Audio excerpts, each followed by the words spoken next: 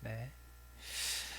출애굽기 전체의 내용을 보면 하나님은 우리가 키우는 이 작은 아이들이 지금 우리가 볼 때는 얘가 뭐가 되겠어, 얘가 나중에 어떻게 될까 앞이 보이지 않죠.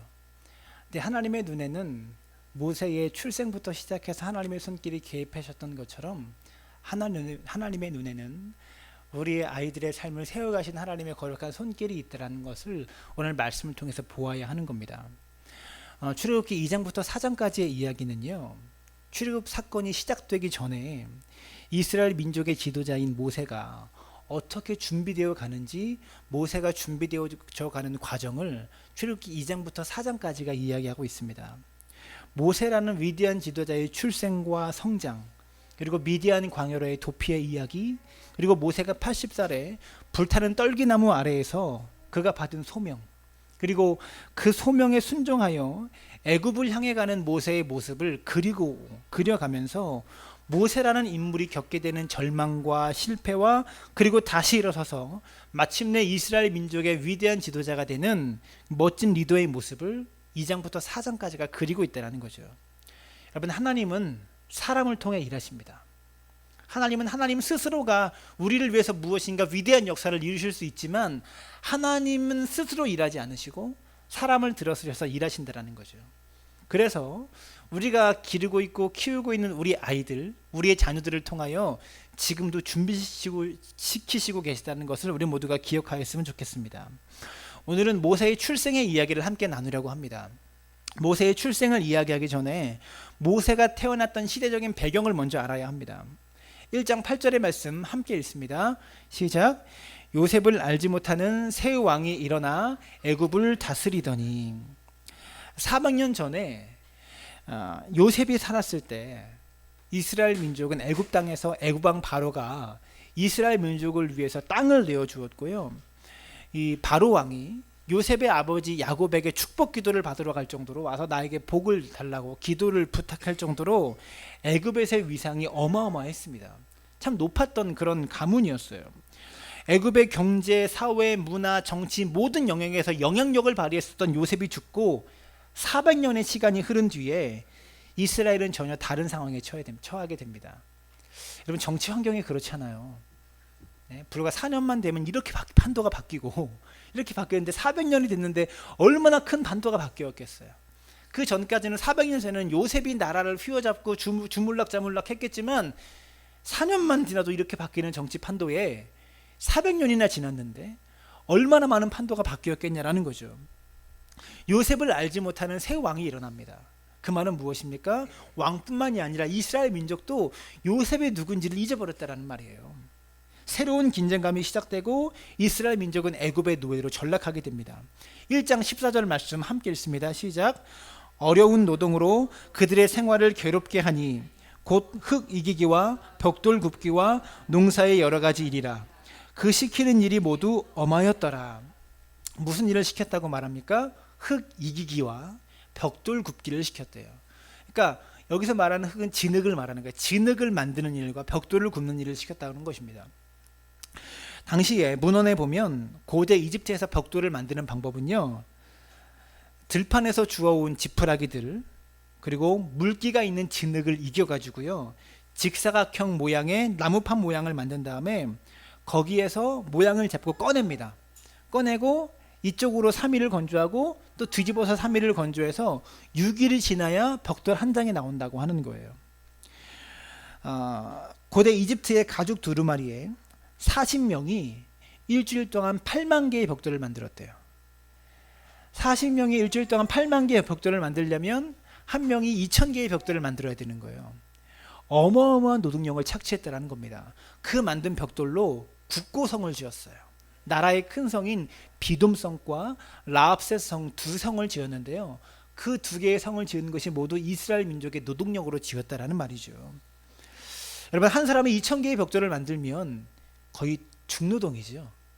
노가다 정도가 아니라 중노동일 겁니다. 엄청난 양의 노동력을 착취했을 겁니다. 1장 12절 말씀 또 함께 읽습니다. 시작. 그러나 학대를 받을수록 더욱 번성하여 퍼져나가니 애굽 사람이 이스라엘 자손으로 말미암아 근심하여. 여러분, 학대를 받을수록 더 퍼져나갔다고 합니다. 사실 기독교가 그래요. 핍박이 있고 어려움이 있을수록 더욱더 퍼져나가고 부흥하는 겁니다. 우리 신앙도 마찬가지죠. 어려움이 있을 때 우리가 신앙을 포기합니까? 포기하는 사람도 있죠. 근데 어려울수록 더욱더 매달려 기도한다라는 말이에요. 우리가 그런 신앙이 되어야 하는 겁니다. 이스라엘 민족의 이 모습을 보면 교회의 역사가 그대로 담겨 있어요. 학대를 받을수록 더욱 번성하여 퍼져나가니.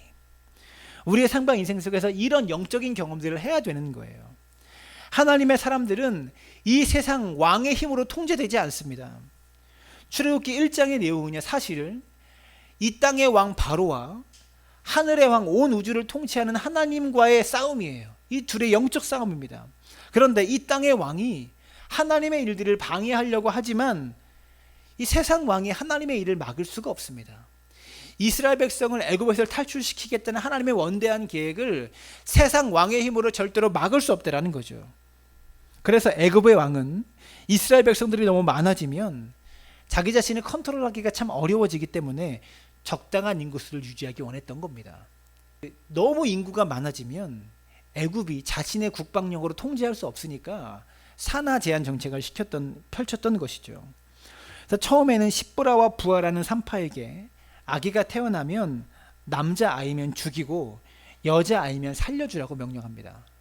근데 일개 산파가 어떻게 아이를 죽일 수 있겠어요? 이 말은 뭡니까? 왕의 권한을 준 거예요. 왕이 왕의 그 권한으로, 왕의 권위로 십브라와 부하에게 명령을 내리면서 권한을 준 겁니다. 아이를 죽일 수 있는. 왕은 사람을 죽이고 살릴 수 있는 힘이 있잖아요. 손가락만 까딱하면 그냥 죽는 거예요. 근데 그런 권한을 십브라와 부하에게 부여했다라는 거죠. 그러니까 1장 17절을 보니까 히브리 산파인 십브라와 부하는 하나님을 두려워하여 왕의 명령을 어기고 남자 아이들을 살려주었다고 합니다. 왕의 명령이지만 하나님을 두려워해서, 왕보다 하나님을 두려워해서 아이들을 살려주었다고 말하는 거죠. 1장 20절을 보면 하나님이 그 산파들에게 은혜를 베푸시니, 그 산파들에게 은혜를 베푸셨다. 하나님 명령을 지키니까 은혜를 베푸시니 그 백성은 번성하고 매우 강해지니라. 바로 왕의 명령에도 이스라엘 백성들이 번성하고 강해지다 보니까 바로 왕이요, 아주 극단적인 방법을 선택하게 된 거죠. 1장 22절입니다.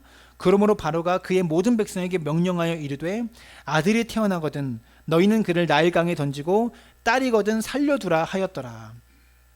여러분, 이스라엘 아이들은요, 산의 아이는 태어나면 나일강에 던져져야 하는 비참한 운명에 처하게 됩니다. 왕의 명령이기 때문에 이럴 수밖에 없었던 거예요. 여러분, 우리도 이와 비슷한 경험이 있죠.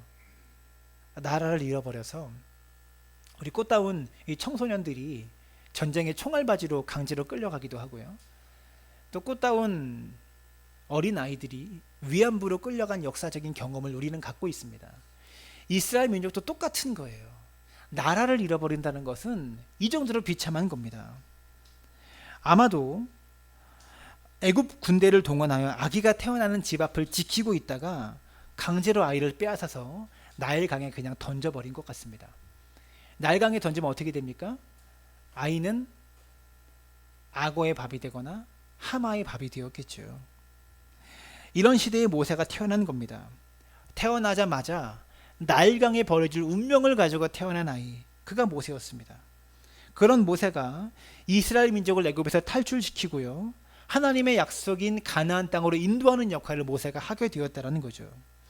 모세는 자신의 출산과 자신과 관련된 기적적인 어린 시절의 이야기들을 많이 들었을 겁니다. 자라면서, 그리고 애굽의 지도자가 되면서 요게벳으로부터, 미리암으로부터, 또한 양모인 바로의 딸로부터 자신의 출생에 대한 비밀을 자주 들었을 거예요. 모세는 모세오경의 저자입니다. 모세오경이 뭐죠? 창세기, 출애굽기, 레위기, 민수기, 신명기까지가 모세오경이에요. 성경책을 처음 보면 구약성경 첫 5권이 모세가 쓴 책입니다. 자신의 출생과 자신의 생존했던 이야기를 쓰면서 특별히 심혈을 기울여서 썼겠죠. 여러분, 창세기에 나타나고 있는 무슨 사람의 출생에 대한 기록이 15개입니다. 아브라함부터 시작해가지고요, 이삭, 야곱 15명의 출생에 대한 기록이 창세기에 기록되어 있어요. 그리고 오늘 모세가 16번째 제일 마지막 사람의 출생에 대한 기록을 쓰면서 자기 이야기를 쓰고 있어요. 앞에 나오는 15가지의 출생에 대한 기록을 쓰면서도 신중하게 썼겠지만 자기 자신의 출생에 대한 기록을 쓰면서 모세가 얼마나 신중하게 이 이야기를 썼겠어요. 2장 1절과 2절 함께 읽습니다. 시작. 레위 가족 중 한 사람이 가서 레위 여자에게 장가들어 그 여자가 임신하여 아들을 낳으니 그가 잘생긴 것을 보고 석 달 동안 그를 숨겼으나 부모의 이름이 보이지 않죠. 부모가 누군지 나오지 않습니다. 근데 출애굽기 6장 20절을 보면 아버지의 이름은 아므람이고 어머니의 이름은 요게벳이라고 이름이 나와요. 모세의 부모의 이름이. 근데 저는 이 부분을 보면서 좀 궁금한 게 있는데요.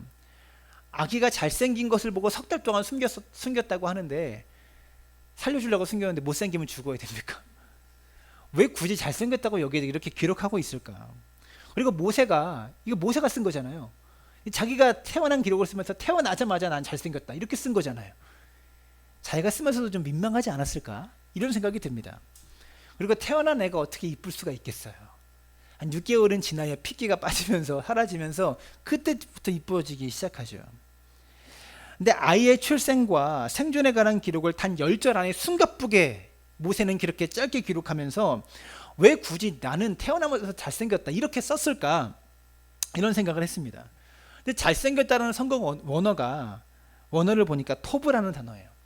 근데 이 토브라는 단어가 집중적으로 많이 나오는 성경의 장이 있는데 창세기 1장입니다. 하나님 보시기에 좋았더라. 이게 토브라는 단어의 뜻이에요. 창세기 1장에는 하나님이 창조하시고 보시기에 좋았다는 단어가 많이 나오죠. 이 말은 무엇이냐? 잘생겼다라는 말이 아니라 하나님 보시기에 좋았다라고 모세가 기록한 겁니다. 근데 한글 번역에 잘생겼다라고 번역된 거예요. 한국 문화에서 그런 단어를 이렇게 잘 이렇게 번역하기가 좀 그 당시에 힘들었나 봐요. 그래서 번역이 좀 부족한 겁니다. 좋은 번역은 아닙니다. 좀 아쉬운 번역이죠. 부모가 보기에 얼마나 아이가 소중했겠습니까? 그 아이를 부모는 석 달 동안 숨깁니다. 또 이런 생각이 들었습니다. 왜 석 달을 숨겼을까? 왜 3개월을 숨겼을까? 석 달이란 기간에 어떤 의미를 부여하는 건 옳지 않습니다. 자꾸 의미를 부여하려고 시도하는 그런 설교도 몇 번 제가 듣긴 했는데 거기에 의미를 부여하는 건 옳지 않습니다. 아이의 울음소리를 더 이상 숨길 수 없는 상황이 되었다. 아이가 커가면 커갈수록 목소리도 커지고 잠자는 것도 줄어들다 보니까 그러니까 더 이상 숨길 수 없는 상황이 된 겁니다. 그리고 그 당시 집이 지금과 같은 구조의 집이 아니에요. 아파트처럼 뭐 방음이 잘 돼 있거나 이중창으로 방음이 잘 돼 있는 그런 집이 아니라 그 당시 집이 좀 허름한 집이었기 때문에 울음소리를 숨길 수 있는 재간이 없었던 겁니다. 그래서 3절을 보게 되면 더 숨길 수 없게 되매 그를 위하여 갈대 상자를 가져다가 역청과 나무진을 칠하고 아기를 거기 담아 나일강가 갈대 사이에 두고 이렇게 말합니다. 아이를 상자 안에 담아서 나일강가에 놓은 겁니다. 상자에 들어간 3개월밖에 되지 않은 아이, 6개월 된 우리 딸도 그렇게 작은데 석 달 된 아이가 얼마나 작겠어요. 요게벳은 지금 이 아이를 살려주려고 어떻게 살리라고 애를 쓰면서 앞으로 80년 후에 모세가 이스라엘 민족의 지도자를 어떻게 서 있을까 그 모습을 상상이나 할 수 있었겠습니까? 자기 운명을 스스로 결정할 수도 없고 책임질 수도 없는 그런 아이, 이 무기력한 아이의 모습은 지금 이스라엘 백성의 모습을 보여주고 있는 거예요. 지금 이스라엘 민족이 이렇거든요. 자기 자신을 어떻게 책임질 수도 없고 어떻게 할 수 없는 아이의 모습과 같은 것이 이스라엘 민족의 모습입니다. 상자에 번역된 히브리어가 굉장히 중요한데요. 테바라는 단어예요. 이 테바라는 단어가 성경의 딱 한 부분에 또 집중적으로 나타납니다. 창세기 6장부터 9장까지 이 노아의 방주를 일컬어 테바라고 했어요. 창세기 6장부터 9장은 노아의 홍수 사건을 담고 있습니다. 모세의 상자와 노아의 방주를 같은 단어로 쓰고 있는 겁니다. 같이 테바라고 쓰고 있어요. 근데 규격이 천지 차이죠. 모세의 갈대 상자는 참 작은데 노아의 방주는 어마어마하게 큽니다. 하지만 본질적인 의미는 동일한 거예요. 두 개가 같은 거예요. 노아를 통해서도 모세를 통해서도 하나님은 하나님의 새로운 역사를 시작하고 계시다라는 겁니다. 둘 다 테바 안에 있다가 건진받은 사람이에요. 모세도 테바 안에 있다가 건진받았고요. 노아도 테바 안에 있다가 건진받은 거예요. 노아는 하나님의 지시대로 방주를 만들었고요. 모세는 하나님의 지시대로 성막을 만들었습니다. 여러분, 성막과 방주는 오늘날 교회의 모형이라고 말할 수가 있는 거죠. 그런데 본문을 읽다가 궁금한 점이 또 생겼어요.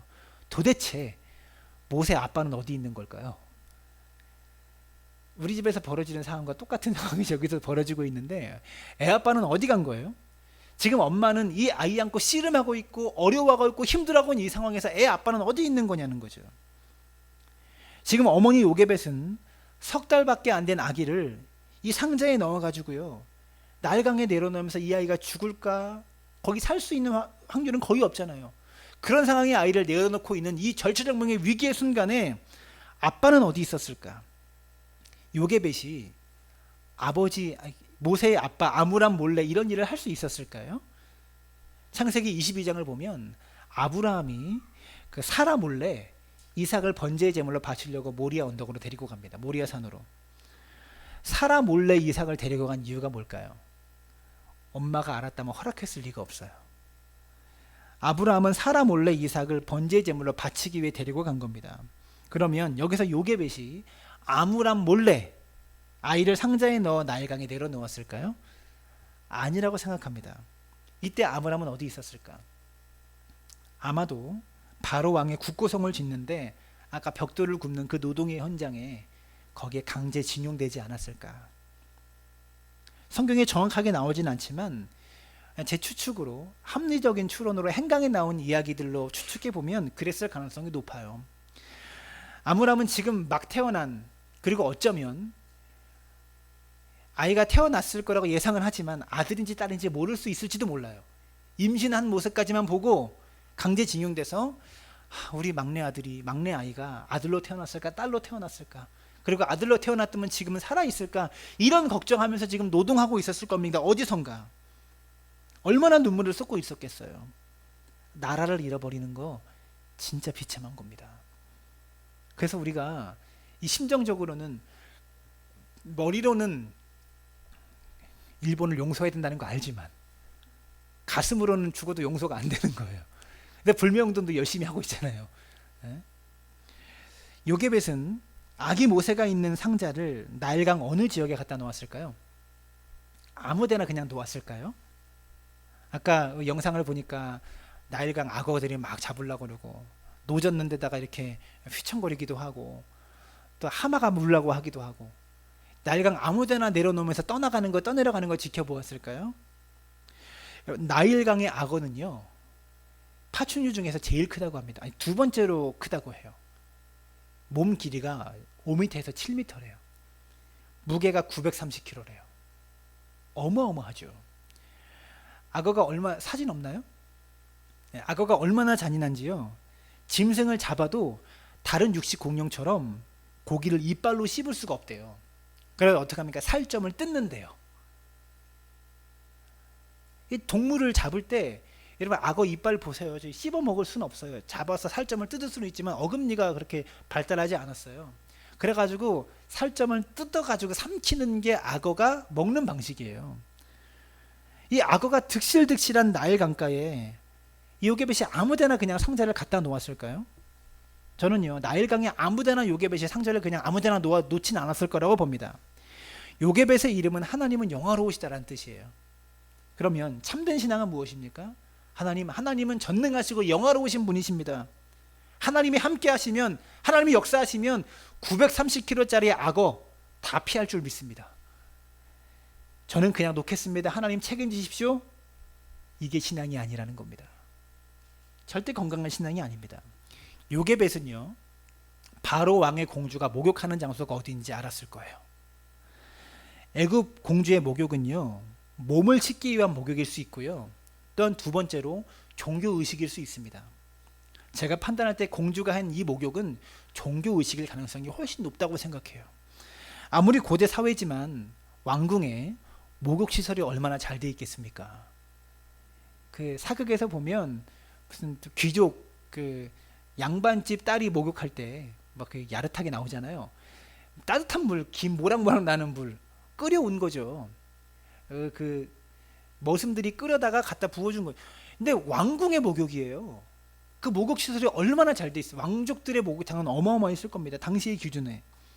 그래서 궁궐에서 씻지 않고 나일강에 목욕하러 왔다라는 것은 설득력이 없는 겁니다. 종교적인 행위로 나일강의 신에게 의식을 행하기 위해서 이 자리에 온 거예요.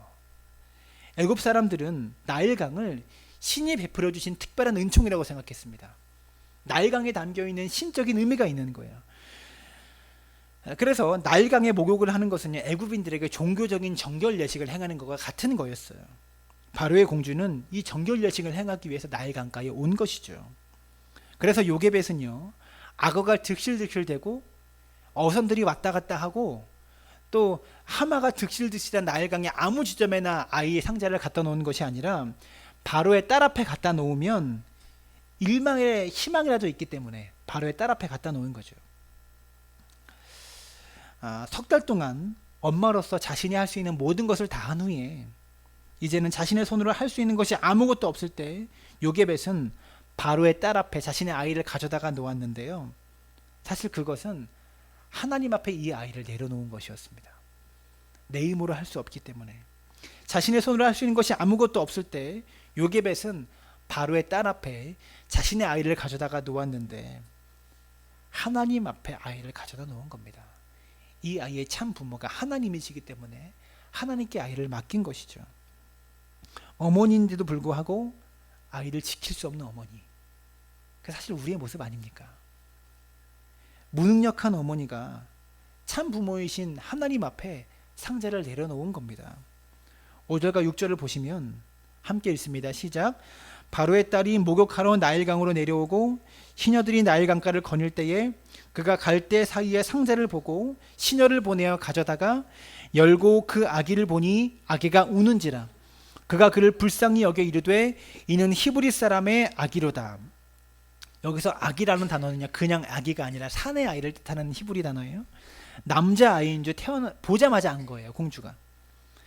여러분, 저는 이 부분을 읽으면서 만약 모세가 담긴 이 상자를 바로의 딸이 아니라 시녀가 먼저 발견했다면 이 아이는 어떻게 되었을까요? 그냥 죽었겠죠. 시녀가 발견했다면 못 살았을 겁니다. 감히 시녀 따위가 왕의 명령을 어기고 공주님, 여기 히브리 산의 아이가 있네, 어떻게 할까요? 묻지도 못했을 거예요. 그냥 던져버리는 거죠.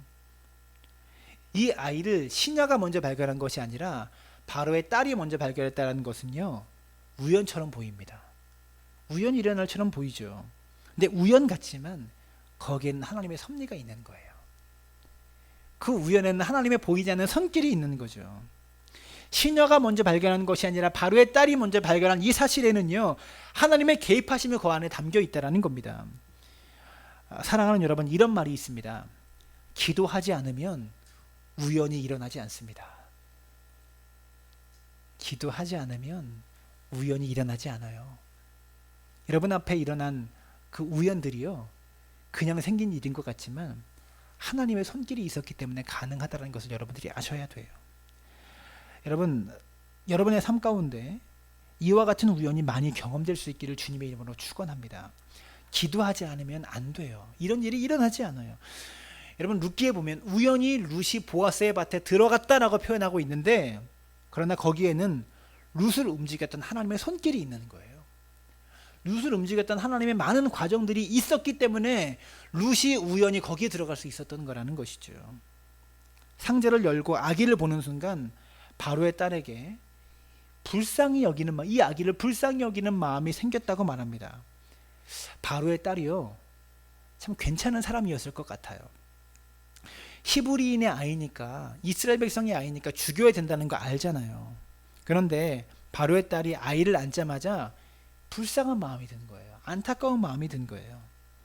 본문을 잘 보면 이 모세의 딸이 이 모세를 아들로 삼겠다는 말이 없습니다.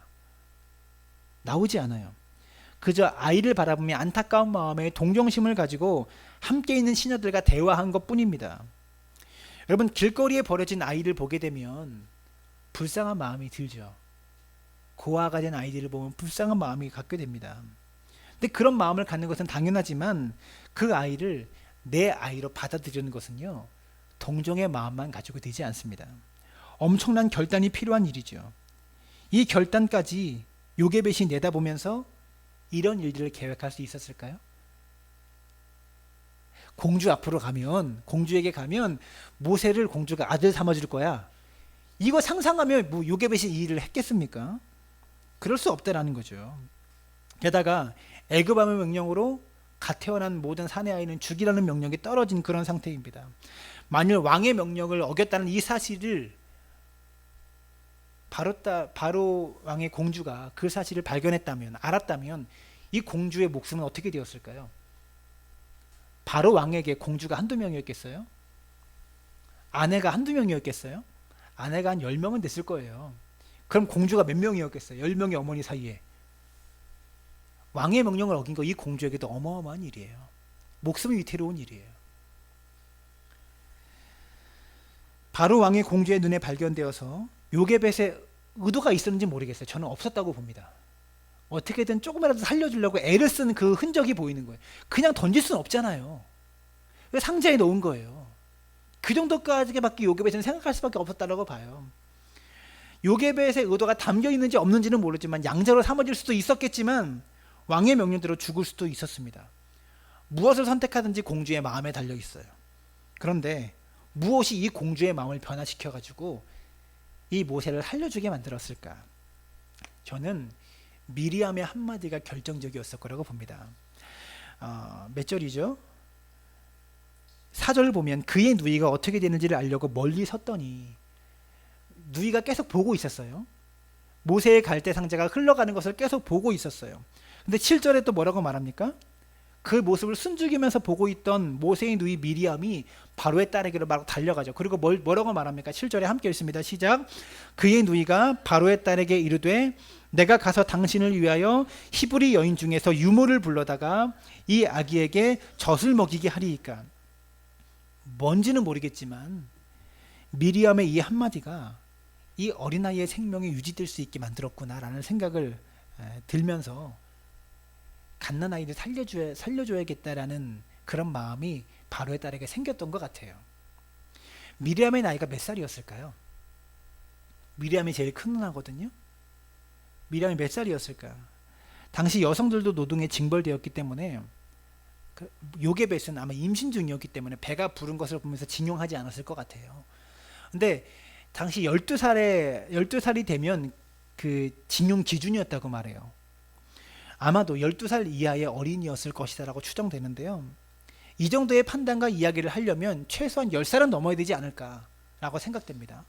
10살이라고 보죠. 10살 정도 되는 어린 소녀가 최고의 권력을 가지고 있는 바로의 딸 앞에 나아가가지고 내가 가서 당신을 위하여 히브리 여인 중에 유모를 불러다가 이 아이에게 젖을 먹이게 하겠습니다. 이렇게 말했겠어요? 이게 쉬운 일입니까? 10살짜리 애기가? 10살짜리 어린아이가 이 정도의 기지와 용기를 보여주는 거 대단하지 않습니까? 자기 동생을 위해서. 근데 10살짜리 미리암이 자기가 누나라고 밝히지는 않았죠. 한번 생각해 보세요. 바로의 딸은 이거 몰랐을까? 공주가 몰랐을까요? 이 당돌한 어린아이가 갑자기 등장한 게 바로의 딸이 우연이었을 것이라고 생각했을까요? 10살짜리 어린아이가 추는 장단에 바로의 딸이 지금 속은 겁니까? 아니라고 봅니다. 심지어 9절을 보면 유모에게 삭슬 주라고 했어요. 삭슬 주라고까지 했어요. 바로의 딸이 그걸 모를 정도로 순진했을까요? 바로의 궁전에 얼마나 많은 귀부인과 처첩이 있었겠습니까? 공주가 수십 명, 수백 명이었을 거겠죠. 그러면 공주들끼리 자신의 아들을 바로 왕이 되게 하려고 얼마나 노력했겠어요. 얼마나 많이 싸웠겠냐고요. 사극에 보면 그 왕의 그 아들이 태어나면 막 자기 아들을 왕 삼으려고 엄마들끼리 막 싸우잖아요. 엄청나게 싸우고 뭐 사극도 뭐 먹이고 암살도 시키고 막 그러잖아요. 얼마나 많은 정치적인 술수와 계략과 이런 모략들이 난무하는 정치판에서 이 공주가 큰 거겠어요. 그리고 게다가 나중에 이 공주의 딸과 공주의 아들과 모세가 왕위를 다투잖아요. 그러다가 모세가 나중에 밀려나거든요. 그 정도까지 가려면 얼마나 많은 사람들을 싸우고 정치적으로 죽였겠어요. 그런 공주라고요. 근데 속았겠습니까? 10살짜리 어린아이의 말에? 그럴 리가 없어요. 10살짜리 어린아이의 말을 듣고 모른 척 넘어가 주었고요. 유모를 소개해 줬을 때 이 사람이 이 아이의 생모일 수 있겠구나, 이런 거 머릿속에 다 보고 있었을 겁니다. 만약에 그렇다면 바로의 딸의 인격과 행동에 대한 평가가 달라져야 돼요. 그냥 주신 게 아니라는 겁니다. 궁일의 마음을 가지고, 불쌍한 마음을 가지고 이 아이를 보듬어 준 거예요. 바로의 딸은 그동안 한 번도 이렇게 살아본 적이 없었을 것이라고 저는 생각합니다. 모략과 술수가 난무하는 궁궐에서 이렇게 살 수 없고요. 이런 궁일의 마음을 가지고 살면 금방 배신당하고 금방 사라집니다. 여기에는 하나님의 보이지 않는 손길이 있는 거예요. 하나님의 손길이 개입한 거예요.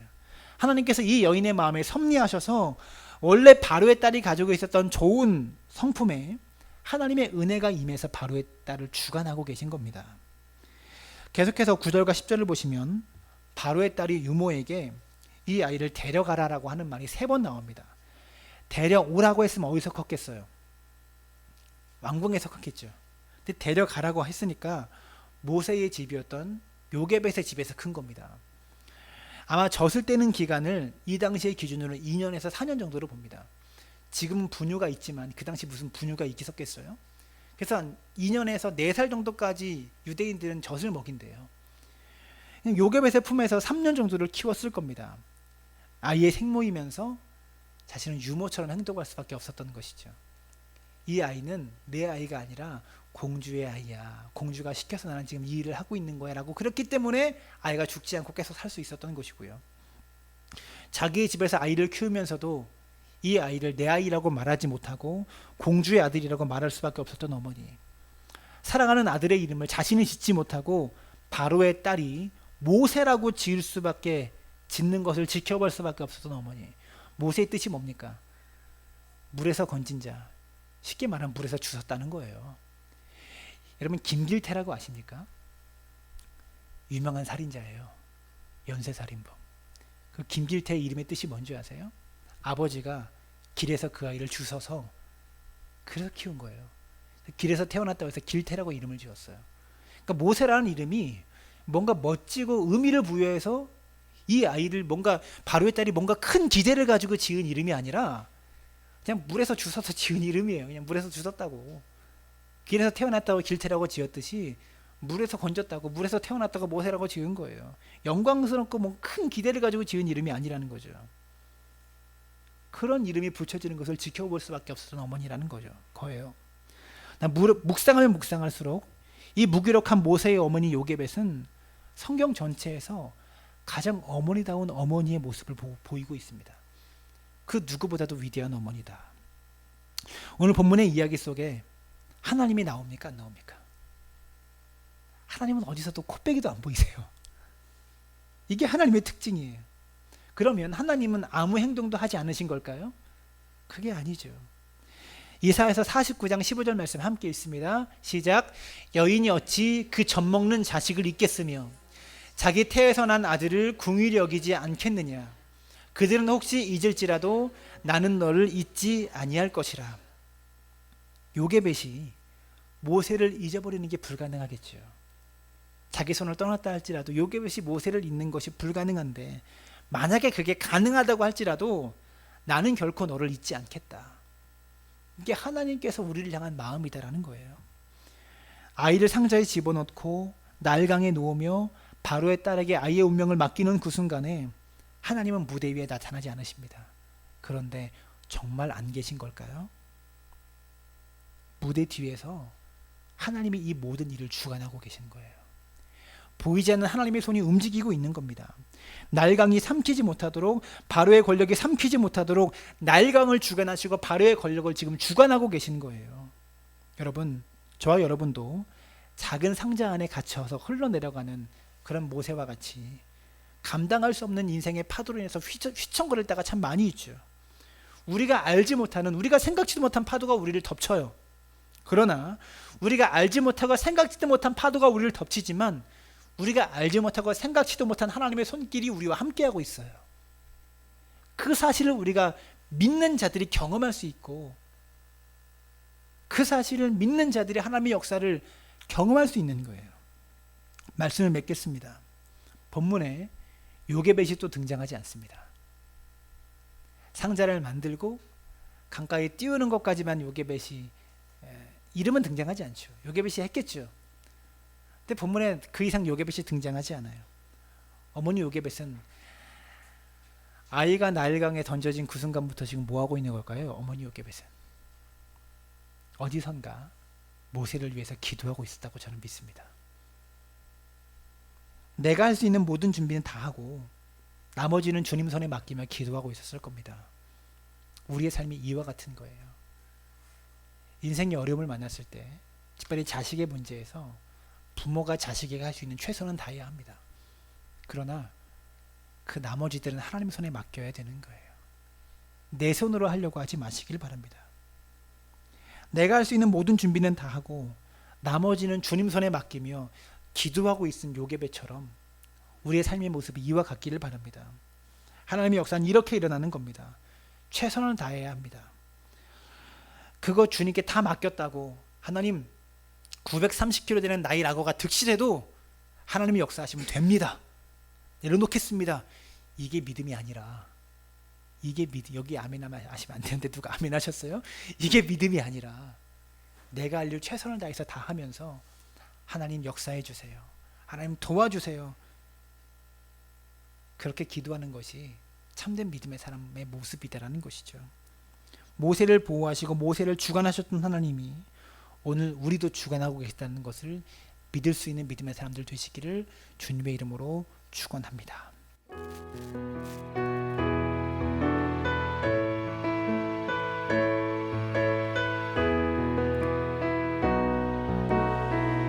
나의 등 뒤에서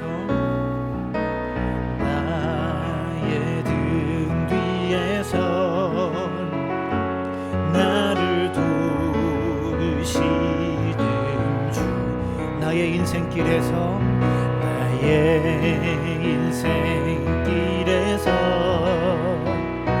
지치고 고나여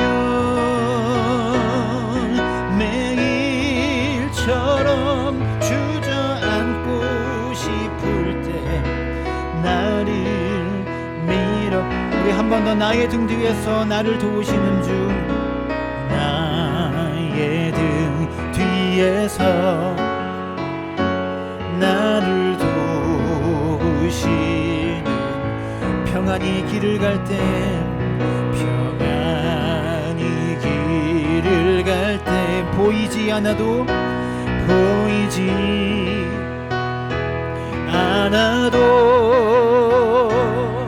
지치고 고나여 넘어질 때면 다가와 손내, 나의 등 뒤에서 3절 찬양합니다.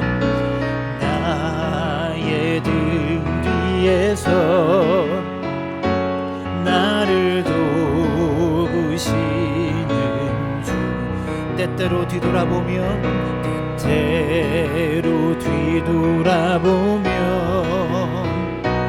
여전히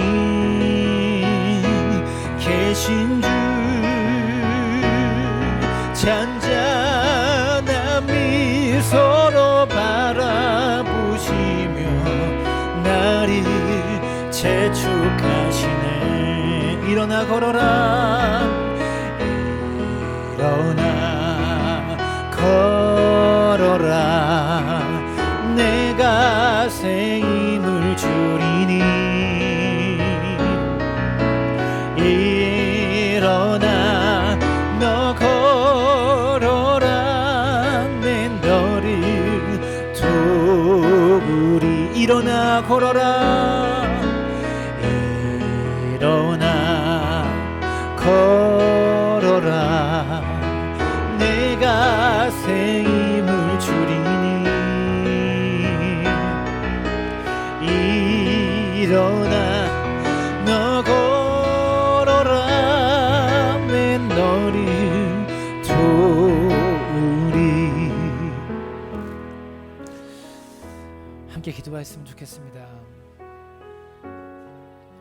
오늘 본문 속에 하나님이 보이지 않아도 하나님 분명히 모세를 위해서 일하고 계셨습니다. 요게벳이 아이를 나일 강가에 내려놓은 순간 모세는 버려진 것 같았지만 하나님의 손이 모세를 붙잡고 인도하셨다라는 것이죠. 우리 모두는 자녀를 키우고 있습니다. 때때로 내 힘으로 어찌할 수 없는 환경들을 만나기도 합니다. 그러나 우리 아이의 참 부모는 내가 아니라 하나님이심을 여러분들이 기억하셨으면 좋겠습니다. 하나님께 우리 아이의 삶을 맡겨드리며, 하지만 내가 할 수 있는 책임은 다 해야 됩니다. 부모로서 내 위치에서 내가 할 수 있는 책임은 다 하면서 하나님께 맡겨드립니다라고 말하는 게 신앙이지, 나는 아무것도 하지 않을 테니 하나님 책임져 주십시오 라고 말하는 것은 신앙의 모습이 아니라는 것을 우리 모두가 깨달았으면 좋겠습니다.